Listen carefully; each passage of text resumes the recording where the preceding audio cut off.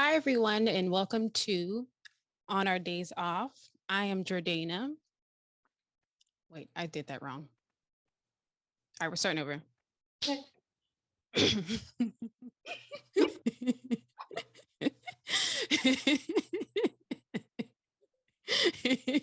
Oh Lord, this is funny. Oh, gosh. This is great already. Hey, everyone. Welcome to On Our Days Off. My name is Jordana. On today's episode, we have a special guest on. We're talking about how friendship changes when you enter your 30s. What does it mean to have closeness with friends in this new chapter? And what does intimacy with friends mean? We welcome you to join the conversation. Here it is. Hey, everyone. Welcome to On Our Days Off, where we are having conversations, making space and figuring it out. I'm Jordana. And today we have a special guest. Don't worry, you're not seeing double. This young lady here is my evil twin sister, Kadesha Johnson. She is a wife, mother of three beautiful children, has a bachelor's degree in business administration from Slippery Rock University, and a master's degree in organizational leadership from Geneva College, and currently works in IT operations for a hospitality company. Welcome to the pod. Hello, thank you. Glad to be here. Okay, first off, for those of you watching and those of you listening, because you can't see, we kind of dressed alike today. Yeah, we did. This wasn't planned. We didn't even plan this. Yeah, we kind It's of so, have a oh my sweater on. gosh. The twin connection is still working on different coasts. Yes, it's bi-coastal. It is bi-coastal. I am in California and she is located in Georgia right now. So yeah, I'm just getting my day started. You've already got your day started. Yeah. So it's all right. So today what we wanted to talk about was a few different things. Friendship is mainly the topic for today, and the different aspects about friendship. And the reason I wanted to have you on was because I feel like we have been talking about that a lot lately. Just how friendship is changing. We're in our 30s now, which is different. Our friendships now are different in our 30s than they were in our 20s. Absolutely. Yeah. We're married now. You have children. I don't have any children yet. So life is just different, like in your 20s, you're hanging out a lot with, your peers who you're doing, lots of the same social activities with, and you share a lot of things in common. But then it's like when you get into your 30s, and whether you're married or not, I don't want this conversation to just be geared towards, married individuals. But, once you develop a career and you do get married and you have children, it's just like your priorities change. And yeah, your friendships change. And then it's like you start to see your friends less. Yeah. Yeah. I would even say you changed a little bit as a person. Yeah. Yeah. You definitely change as a person from your 20s to your 30s as well. Yeah. So I think that probably comes along with like, friendships changing. But it just makes me wonder, we say that it's normal to see our friends less, once we get a career and once, we have families and things like that. Because we're nurturing our romantic relationships and, trying to care for children at the same time, and like I said, even if you're not married and you don't have children, lots of people are heavily involved in their career. So that takes time away. But it makes me wonder, do you think we should, nurture our friendships as much as we nurture our romantic relationships? Like, should we start normalizing that? You know what? I don't know if that is really realistic to nurture a friendship the same way you would nurture a romantic relationship. And I'm just speaking based on like what's relative to me, but as a wife and mother of three children, I barely have time for myself anymore. So when I mean myself, I just mean like me time. So to try to put the same amount of energy into a friendship, I don't know if that would be a realistic expectation. because every day I get up, my attention is divided amongst four other people and a full-time job, and then I still need time to replenish and re-energize myself. So I wouldn't say that's a realistic expectation for anyone to set for themselves if you're in a romantic relationship or a marriage. Right. I mean, that makes sense. It's interesting you say that because whenever I was just like reading different like articles about friendship and like what friendship means, I was reading an article actually from the New York Times. This article is by Emma Patty. I hope I'm saying her last name right. It came out in 2019, but the title of the article is How to Have Closer Friendships. And in the article, she mentioned the psychiatrist, Dr. Levine, who has studied humans and animals as a way to understand human bonding. Mhm. And she was saying that social connections are the most powerful way for us to like regulate emotional distress. Mhm. And when you are in distress, that being in proximity to someone who you are like securely attached to and close to will help to calm you down. Right? Dr. Levine was saying that, when we think about closeness as far as like social culture, we think about, oh, the friend who would take a bullet for us, or the friend who we can call and just tell anything to, or the friend that, you know, we can we know will come to like pick us up like in the middle of the night or anything, something like that. But then Dr. Levine goes on to say that actually it's really not that extreme. Actually, closeness means intimacy, and intimacy means that you are with someone. Both parties feel that they can be their true selves in the presence of that other person, and that they can be heard and be seen, that both parties feel that way. But, you know, closeness, what does closeness really mean though? Like, are we close if we talk every day? Are we close if we talk every month? You know what I'm saying? So I feel like nurturing the friendship, that's going to mean different things to different people. Like, can we meet up once a month? That's nurturing our friendship. But then there's some people who are like, no, like I talk to my friends every day, if that Yeah, makes sense. that makes sense. I mean, I think it depends on what's relative to you. Yeah. I mean, for me, like I said, like being a wife and mother of three young kids, I wouldn't say that I define my friendships based upon the frequency of which I talk to people. It's really about like the intimacy that I have with the people that I'm in friendships with.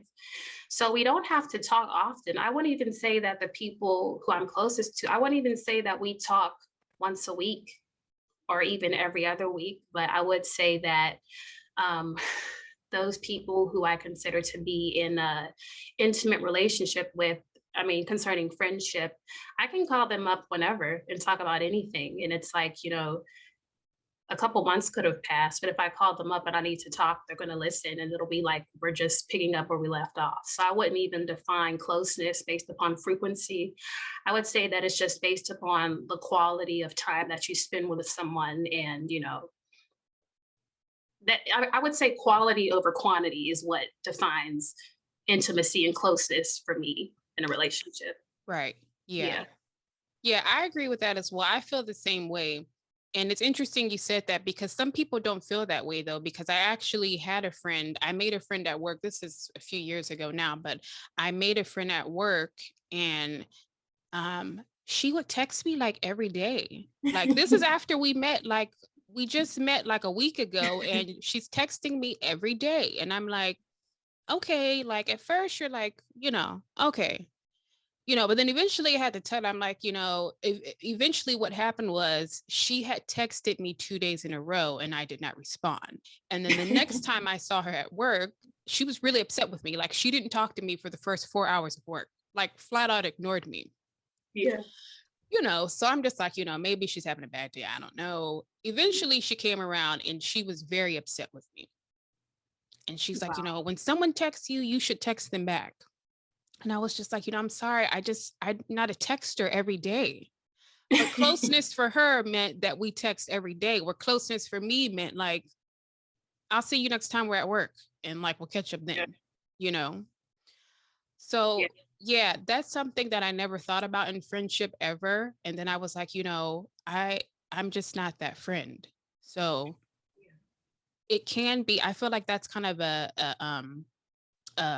fuzzy area to navigate, like when you're making friends, because that was really offensive to her. But I was just like, I just don't do that. I don't even do that with my twin sister. We don't text every day. Right, We text right. and talk a lot, more than probably I do with a lot of other people. But even if you don't respond to a phone call and you call me back 2 days later, I'm not upset with you. Mhm. And this is a friend from work. Yeah, it's almost like, how they talk about everybody has a love language. Yeah. And I guess that's applicable in friendships too. But like, to bring it back to the topic of the discussion, friendship in your 30s, it's like I feel like I'm kind of at a point where I'm just like I can tell people like that's not me. Like I'm not a texter who I don't Right. text my friends every day.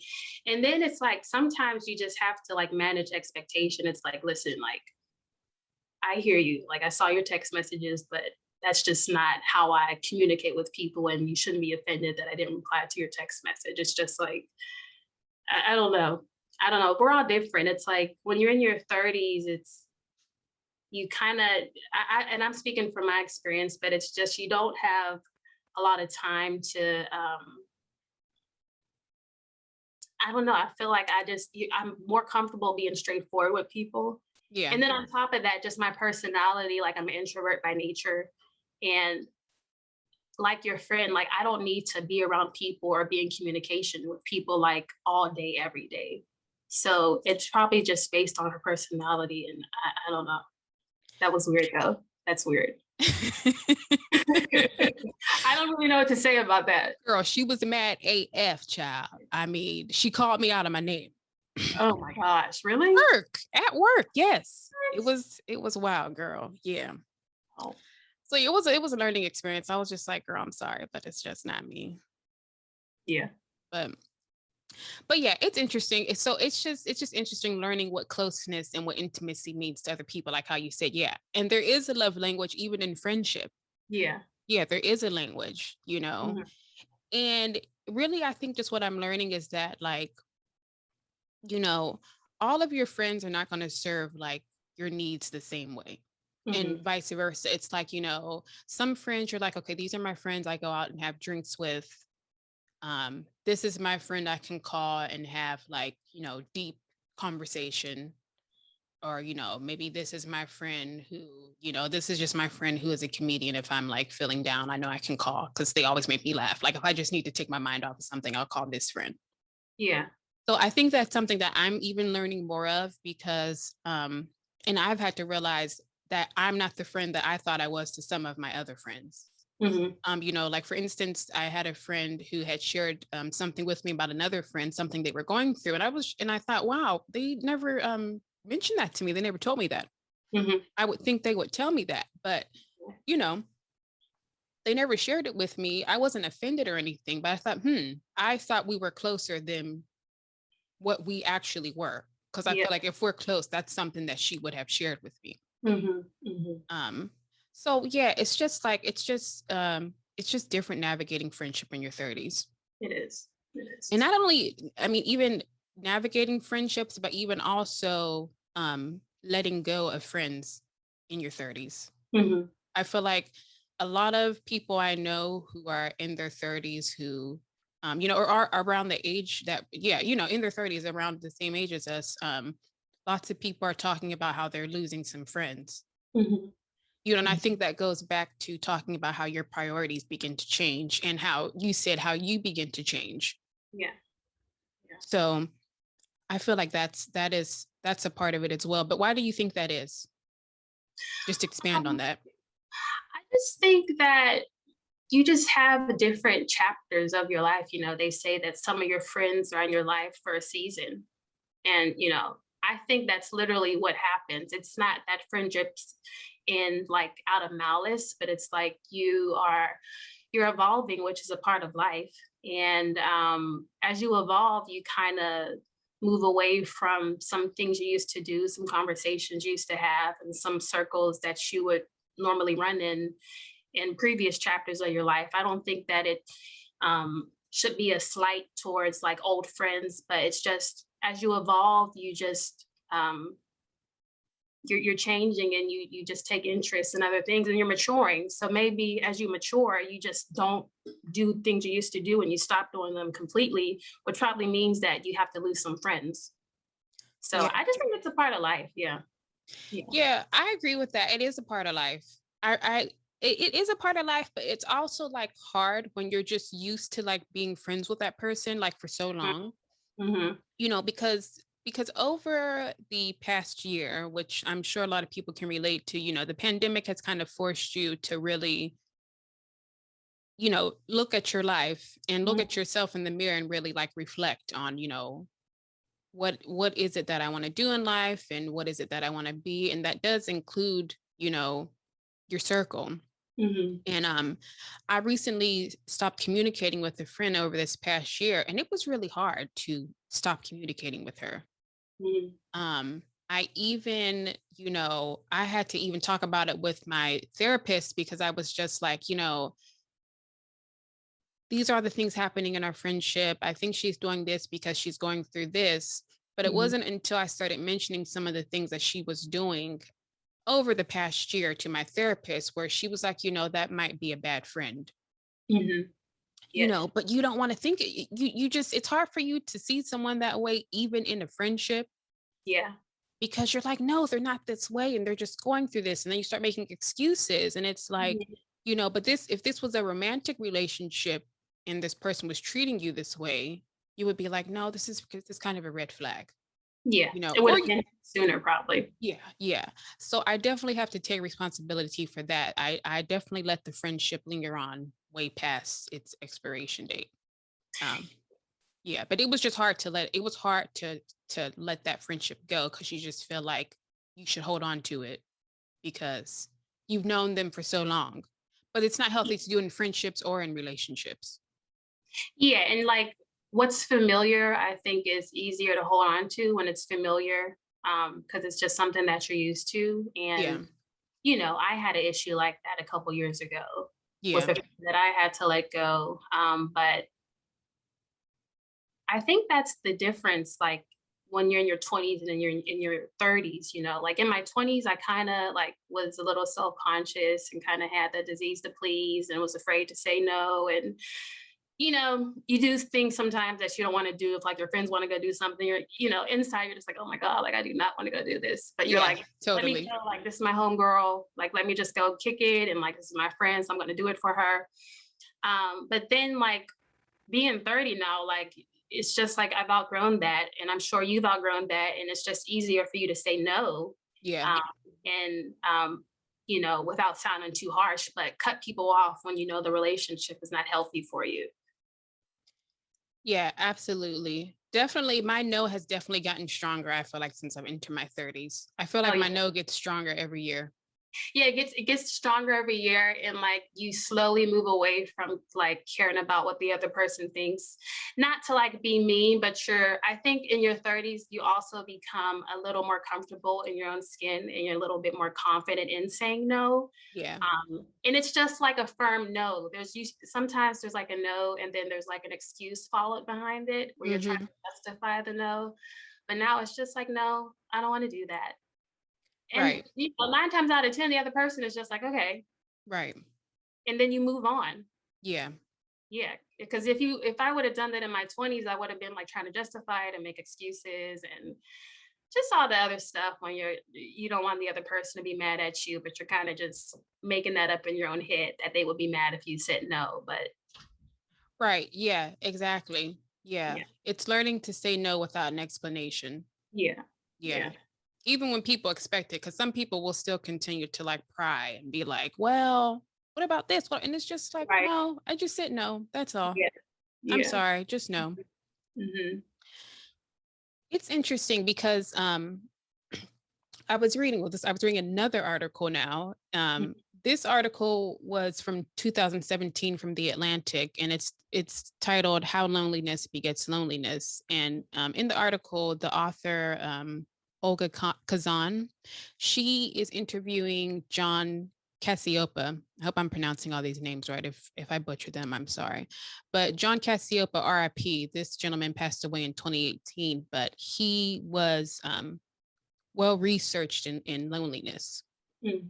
And she had posed a question: why do people who are lonely interpret social situations more negatively? He said, if you look back early with human beings, they were not uniformly positive towards each other. We exploit each other, we punish each other, we threaten each other, coerce each other. And so it isn't that people want to connect with people, it's just the worrying about friend versus foe. So he was saying, if I befriend someone who I think is a foe, he was saying it'll take me longer to make the friend, but I'll be okay, like I'll survive. But then he went on to say that if I befriend someone who actually is my enemy, that could cost me something. If that makes sense. I hope I explained that clearly. Yeah, that was a lot. It was a lot. It was Yeah. a mouthful, but I was like, okay, this is a lot, but this is interesting. But did it make sense? I don't know. So are you saying that like people are staying lonely out of befriending someone who might, potentially hurt them? Yes. Oh, okay. Yes, that's what I took from it. Oh, He that's had said, interesting yeah, because I feel like most people are good. yeah. Obviously there's bad people out there in the world, but that's kind of weird to deprive yourself of social situations because you think someone might hurt you, but I don't know what that's about. He was saying that we just have like this built-in bias that like we want to like self-preservation. We want to protect Mhm. ourselves. So we don't become friends with people out of the fear of like this person may hurt me later on down the road. Or is this person really my friend? You know? Oh, Yeah. yeah. Well, I mean, I think it's inevitable because we're human and Right. people are going to let you down. Right. Even your friends, they're going to disappoint you, and you might even have some very tough disagreements with your friends. But I wouldn't use that as an excuse to not befriend someone. I Yeah. mean, how many times have you had a disagreement with someone, but you move past it? Or if someone's hurt you, I would say even if someone has betrayed you, I mean, it depends upon the level of betrayal, but I certainly don't think that's a reason to not pursue friendships because like you said earlier, it's good. You didn't say it's good for the soul, but I mean, friendships are good for the soul. You need social interaction to survive. Yeah. Friendships are good. There's science behind it, that friendship, having good relationships and friendships is good for your health. It's good for your Yeah, well-being. Like there's research that proves that. exactly. But that was such a mouthful, I know. But it was so interesting when I read it because I was like, I mean, I can understand that as it relates to like the concern about like being vulnerable in friendships, right? It's hard to be vulnerable in romantic relationships, but I don't think we talk about being vulnerable with our friends. Yeah, yeah, it's definitely different. I would say it's different for me because even living in Georgia now, I'm meeting new people all the time. So obviously, I'm not living in the city that we grew up in where we're close to people we've known since we were young kids. So it is kind of I wouldn't say intimidating, but it's different being an adult and making new friends as an adult. Because of a lot of the people I meet, I mean, they come and go because most of it's through work or maybe stuff through the community or maybe I'm starting to meet other parents whose kids know my kids. So I don't know. Yeah. I'm starting to look at friendship very loosely right now because I meet lots of people all the time, and I wouldn't even consider them.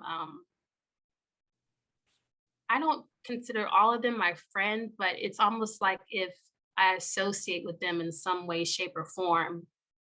I mean, is that a form of friendship? Right. I mean, I think there's a line between like friends and acquaintances, Yeah. which Yeah. is something I've had to learn too, because, Mm. yeah, everyone is not like your friend. Yeah. Doesn't mean they're your enemy. They're your enemy, but everyone's just not your friend. So yeah. It's like I don't know. It's like a weird space. Like I don't know. It's my friend or is this my really my acquaintance? Like how are we defining friendship? I think it's based upon like what you can talk about with that person. Yeah. Um, and like you said earlier, you kind of have people who serve certain purposes in your life. You Yeah. know, I just called someone up probably a couple weeks ago who I hadn't spoken to in probably close to 2 years, but it was for professional advice, but it was with a person that I had worked with for a decent amount of time. And, I'm at a point right now in my career where I'm trying to pivot and kind of move along a different path. And I knew that this person would be a good sounding board for me Yeah. um, to talk with about my career. I don't know if I would consider them a friend, but they're an acquaintance and I trust their opinion and their advice. So I don't know. Right. They're Yeah, I friends. don't know. It's Yeah. it's it's a weird space to be in right now. And I think it's also about what is relative to you, because a lot of people use the term friend loosely. Like Yeah, if you just know someone's first name, it's like, this is my friend such and such, but how do you really know that they're your friend? exactly. Right. You have to be like tested by some adversity or have Right. to share some dark secret with them. I don't know. Yeah, I agree with that too. That's why I think it goes back to what Dr. Levine was talking about. Like friendship really is about intimacy. Hmm. And if we are were to really sit down and think, and I don't even mean like we're not talking about like how many friends or followers you have on social media. I'm talking about who can you sit down and really be vulnerable with. Like Hmm. you don't have to put on this armor. You don't have to pretend you're okay. Like you can really just be your true vulnerable self with this person or these people. I think that's something that, I mean, I don't have to sit down and think about that, but I Hmm. think it's good for us all to sit down and think about who is that one person or people Yeah, that I can be my true vulnerable self with. I agree. Yeah, You I know, agree that that's a friend. yeah, that is a friend to Yeah, me. yeah. Yeah. And if you have one person like that in your life, I mean, I think that's great. I agree too. Yeah. Yeah, because you don't need a lot of people like that. Right. I think, like I said, the quality over the quantity. If you have one friend and you can like spend some quality time with, and you can talk to them about anything, that's works for me. Yeah. Yeah, I think I think that's where it's at. yeah. We may have to carry on and do a part two because I know you have to go. We might do a friendship part two and bring some single folk or something on, get some other point of views. Even though I liked your point of views as well. Oh yeah, definitely got to have perspective. So I But agree. yeah, different perspective as well. But one thing I want to leave us with, which I also read in this article, this is also from John Cassiopa. I hope I'm Mhm. not butchering his name. I'd be liking to read, y'all, and I'd be liking to, I'd be like, you know what, that's kind of interesting. That might be helpful to share it with somebody or share it with myself. Oh yeah. Yeah. So he came up with this acronym EASE, Hmm. EASE. Um, and this is just advice on, friendship. Um, E stands for extend yourself safely. So, extend yourself safely, put yourself out there just like, a little bit by a little bit, which I think is good advice because I know for sure that I have overextended myself Hmm. on the social scene. Hmm. And then you're just exhausted and then you're like, I can't be out right now. So E is for extend yourself. A is for develop an action plan. This one I like really loved because he says develop an action plan and recognize that doing this is going to be hard for you. And also realize that people may not like you and probably most people will not like you. Hmm. And I was like, yes, that is something that you just have to learn is that you will not be liked by everyone and you will not like everyone and that's okay. Yeah, and I think that comes into play in like the 30s. Yes, it 'Cause does. I've stopped, like, taking stuff so personally and stopped being so self-conscious. It's just like, "Okay, they don't like you, who cares?" Like, and then you move on, it's not even a big deal anymore, Yeah, so it's like, yeah, no hard feelings. You're oh, not everybody's cup of tea. exactly. But he says develop an action plan. And make sure you ask people about themselves, talk to people about themselves, which I feel like it's helpful because you do need to get to know people because you might start get to know someone and be like, this person is not my cup of tea. And Mhm, yeah. So S, seek collectives. He said, find people with similar interests, that like similar activities that you do, and that hold some of the same core values as you do. mhm, E is for expect. He said to expect the best out of people, which I thought this was good because he was saying when you expect the best out of people, this will help to kind of counteract that need to be like hyper vigilant mhm. against, like, is this person a social threat? Is this person gonna harm me? Is this my foe? Mhm. So yeah, ease your way back into friendship and putting yourself out there. I That works think for me. it works. Yeah. I said, I'm gonna have to try that as well. Mhm. Um, evil twin sister. The Yes, angel sister. angel sister. Okay, so I'm starting this new thing I want to do at the end of the podcast. This is my first time trying it with you. Let me find my Okay, questions. I'm the guinea pig. You're the guinea pig. I don't really know that what I'm gonna call this part of the pod, but it's just questions I'm gonna ask people at the end of the podcast just to kind of like pick their brain Okay, and to kind of get to know them better. But I don't have an official name for this segment, but here we go. Three okay. questions. First one, when is the last time you changed your mind about something or someone? Hmm. With something, I would say my career.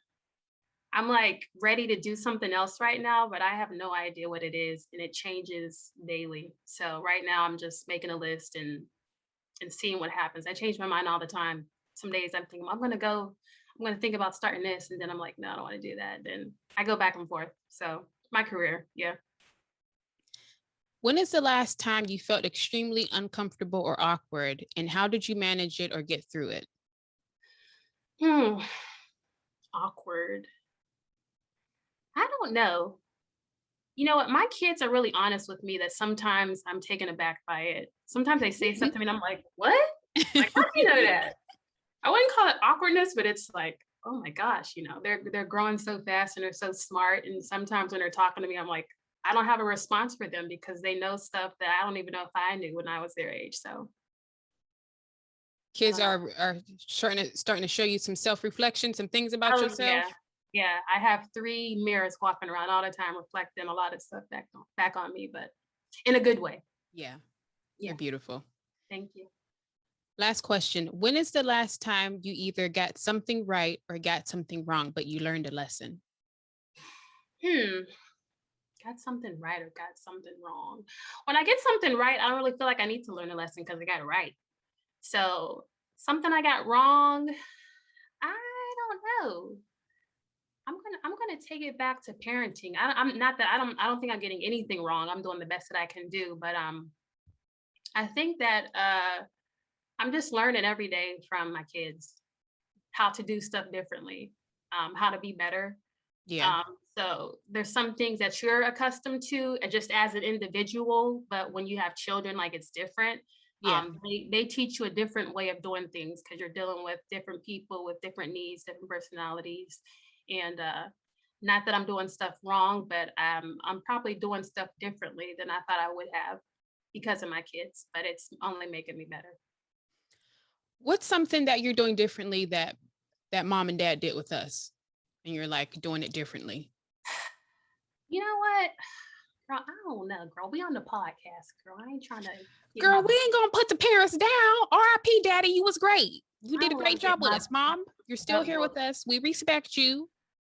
Yeah, she's still handing out butt whoopings, but um, you know what? I don't know. I think I think I can be impatient sometimes, Hmm. just in general. That's just part of my personality. I Yeah. think I get impatient. And so they're definitely teaching me patience, and they're definitely teaching me to not be judgmental. Um, because Those are great things every human should yeah, practice. yeah, I'm practicing patience, and I'm practicing not being judgmental. Because those are my babies, and I just, yeah, I mean, I could definitely say that because, yeah, they're showing me who I truly am, and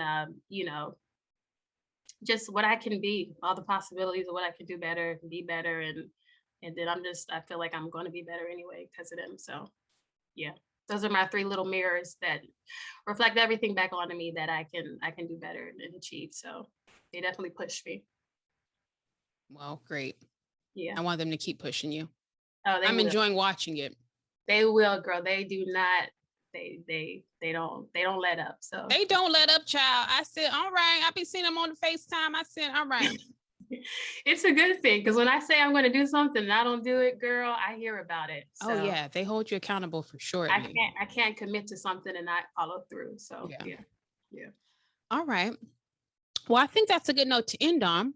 Ease your way back into friendship and work on being patient and non-judgmental. Absolutely. 2 thumbs up from the evil twin sister. Oh my gosh, too funny. I love you. I love you. Thank you for coming on. And we'll have you back on again. Okay, Give all the babies a kiss for me and give Seth a hug and kiss for me. I will. They love you. All right, everyone. We'll see you next time here on our days off. Hey, everyone. Thanks for joining us. You can catch us every other Friday if you enjoyed our content. If you're watching, you can catch us on our YouTube page at On Our Days Off. If you're listening, you can catch us on listening platforms such as Amazon Music, Spotify, Apple Podcasts, and Google Podcasts.